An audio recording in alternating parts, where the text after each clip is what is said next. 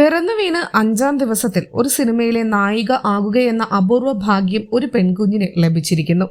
Magic frames ബാനറിൽ നിർമ്മിക്കുന്ന സിനിമകളുടെ എക്സിക്യൂട്ടീവ് പ്രൊഡ്യൂസറായ അഖിൽ യശോധരന്റെ കുഞ്ഞ് രുദ്രയ്ക്കാണ് ഈ അപൂർവ ഭാഗ്യം വന്നു ചേർന്നത്.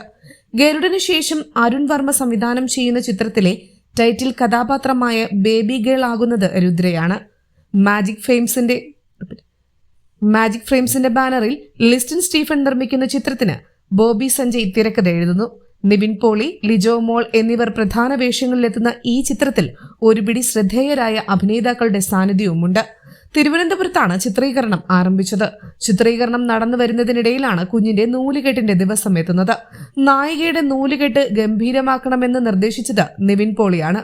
കവടിയാർ ലയൺസ് ക്ലബിലായിരുന്നു ഈ ചടങ്ങ് സംഘടിപ്പിച്ചത്.